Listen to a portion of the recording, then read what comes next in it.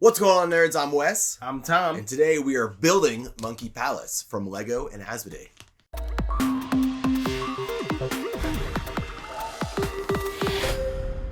So in Monkey Palace, you are literally building the palace as the game goes on. You've got all these little archways and you're trying to make stairs. And there's different ways to get the bricks, and you build out your tableau that tells you what bricks you'll get every time. There's also some instant bricks you can get. And the goal is basically just to get points by building higher and higher staircases until at the end of the game, you'll have a whole palace built. Yep. So it is, it's definitely a kid's game. It has some introductions to some of the ideas like engine building, right? So you're going to get these cards. Well, after you build, based on how well it was, how many bricks are, I think is the real thing. It's how many arches, right? Mm-hmm. Those are your banana points.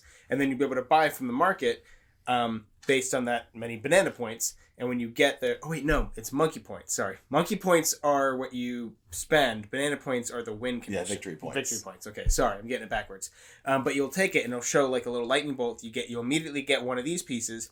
But then recurring, at every turn, you'll get one of these pieces. So it's kind of teaching kids to look out and be like, well, what do I want now versus what do I want later? What kind of things do I want every single turn? And a lot of it is based on what you build, where you start off, what ground piece you start on, because you always start off the ground will determine which, I think, decoration you put on top of it, which is either the light green, the dark green leaves, or the little gold piece. And there's some bonus points and some different things you can get by placing the different colors. Mm-hmm. It is very simple. The mechanics are very straightforward. I played it with my kids, who are a 5-year-old and 8-year-old. They both got it just fine.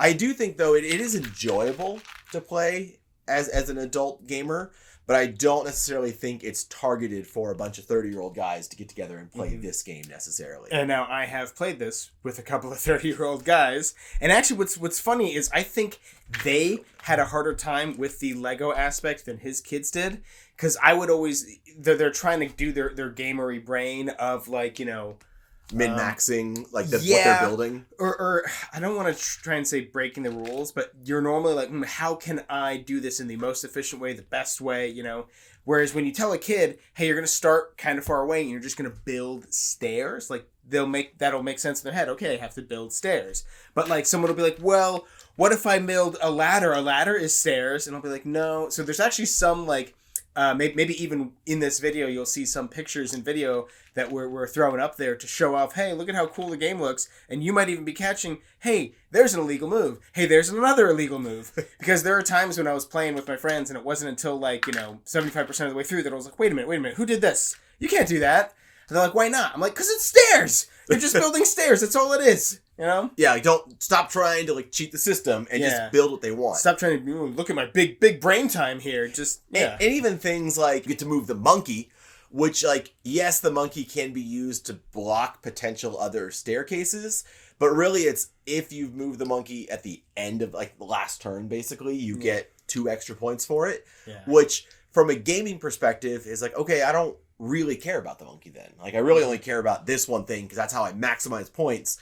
But for kids playing it, they're like, I want the monkey every time. If I get to move the monkey, I won that round. And so I think that's another thing that is targeted more towards a younger audience, where they're less concerned about how do I min-max this turn? How do I get the most points? And they're more concerned with I want to do the fun thing.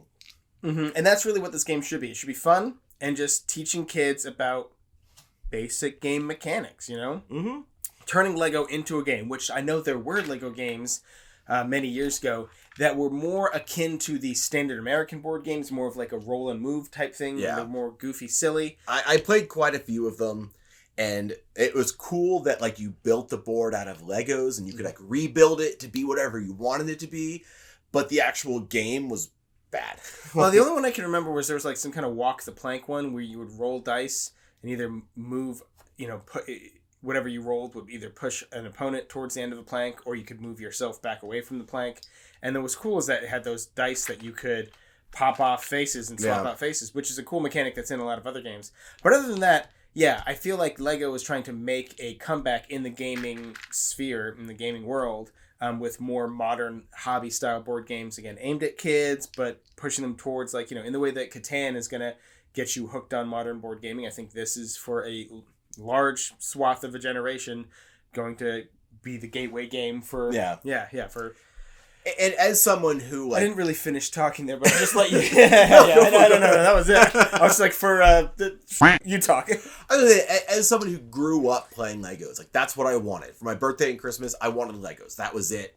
Like, my grandparents would just take me to the store and say, just buy something, because every time I buy you a Lego set, we have to take it back because you already have that one.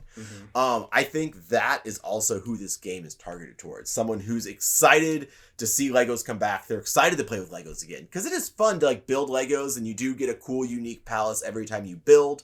So that's also, I think, if you fit that category of, I loved Legos as a kid, I don't really play with Legos, or maybe you are an adult who plays Legos all the time, which is super cool.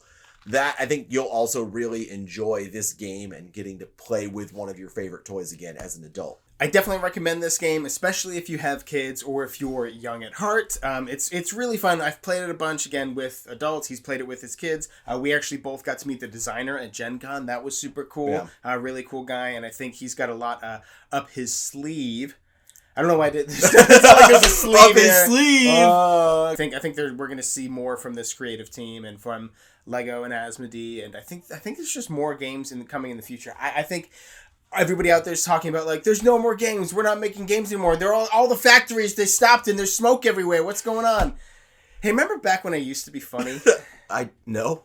But no, I agree, though. I think that this is exciting for me because, one, I did enjoy the game. I'm glad I have the game, can play it with my kids.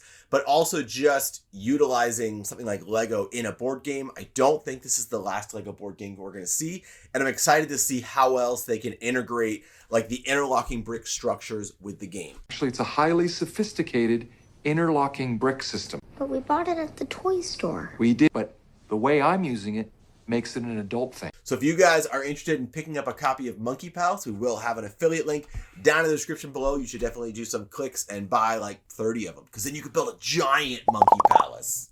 Also, while you're down there will be a link for Game Toppers. They are the sponsor for Neverboard Gaming. They're what we're filming on right here. They're absolutely amazing. You get these great play mats. We've got a couple. We always have, like, multiple just in case. I mean, we mostly use the red. But hey, the last thing you should do while you're down there is subscribe to our channel so you'll never be bored. Yeah! We planned this. That was